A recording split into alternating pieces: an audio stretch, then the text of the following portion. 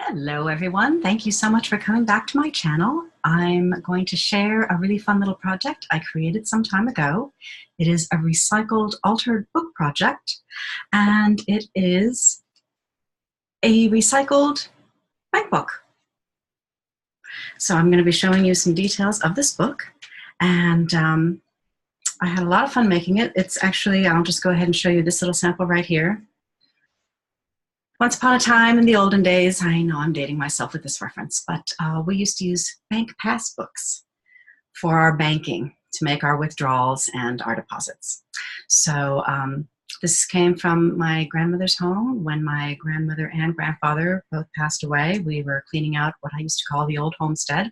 And there were a few of these bank books lying around, and I thought, hey, I could alter those. So I decided I would do that. And I'm going to show you some pages of this little altered book here. So let's just do a quick focus. Yahoo! All right. So what I did was I put some gesso on the front and back covers first. And then I used a little modeling paste with a stencil to get a nice raised surface.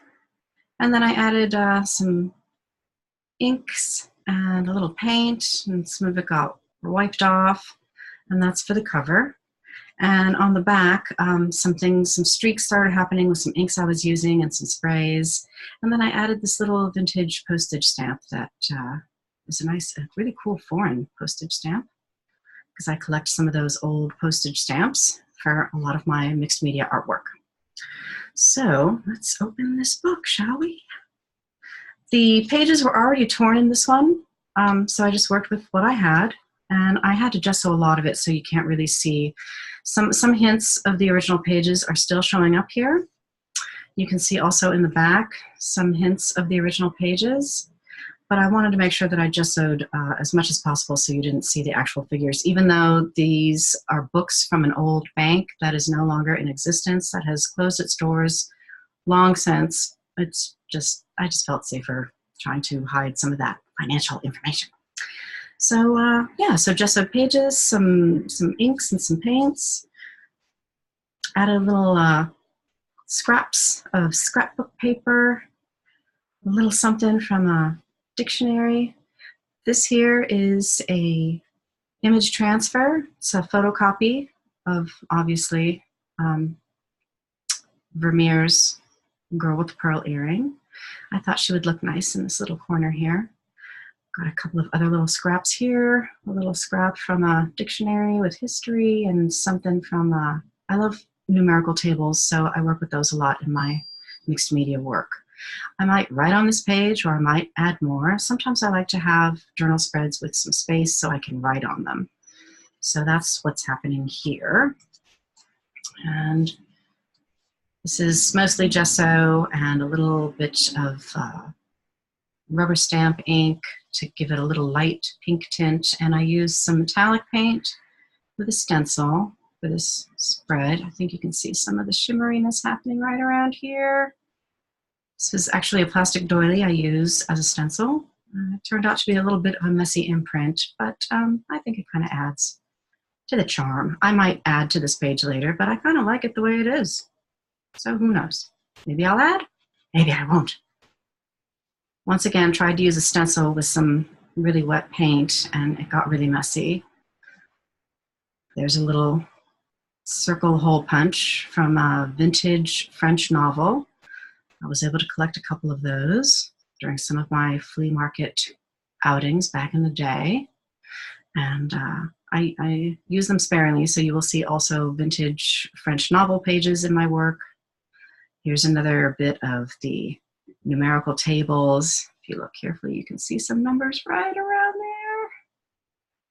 And I think I must have glued that tiny little number from a book page long ago. The back of amusement park ticket. Management reserves the right to refuse admission on this ticket by refunding purchase price.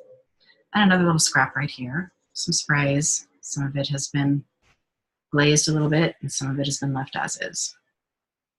So that's another spread. And this one is using more of that modeling paste. I just added on, put some paint after the gesso, then added some modeling paste on top of that and a little light paint wash, a scrap of scrapbook paper, and then I went over it with a little bit of ink to really bring out the shape. Another vintage post stamp. Now there's lots of things you can do. This is sort of open. You can just make out some of the original printing on the book. This is from a fancy decorative napkin, actually, so I cut this out and pulled all the extra layers off so I could gel medium this butterfly in here, and you can see some hints of color matching here and there. I did leave some of the original printing from the book, left all the numbers, because I really love numbers for some reason.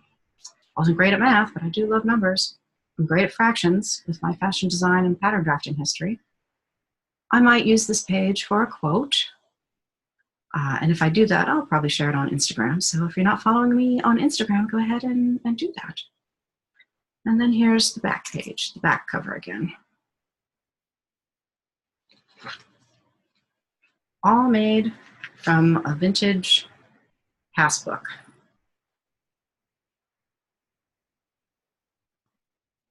Now, if you're wondering where you might be able to find these things, because I only had a couple that belonged to my grandparents, I would say that I have a buddy who is here on YouTube. I'm sure you probably know her. Her name is Jerry Bellini, and she has an Etsy shop, and she's acquired a whole bunch of these bank passbooks. So she's going to be selling them in her shop. I will put a link in the description of this video. You can find her at Recycled Parts for Art.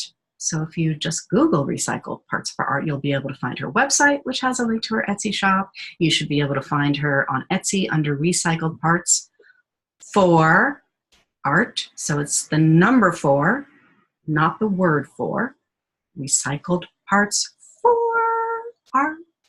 And she sells a lot of really fabulous finds for mixed media and art and recycled art.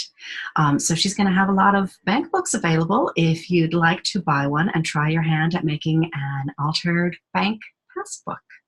So I hope you enjoyed this little video of one of my projects, and I'll be sharing some more videos of other art books and journals and traditionally bound books that I've made in the past. Thanks so much for stopping by. See you again next time.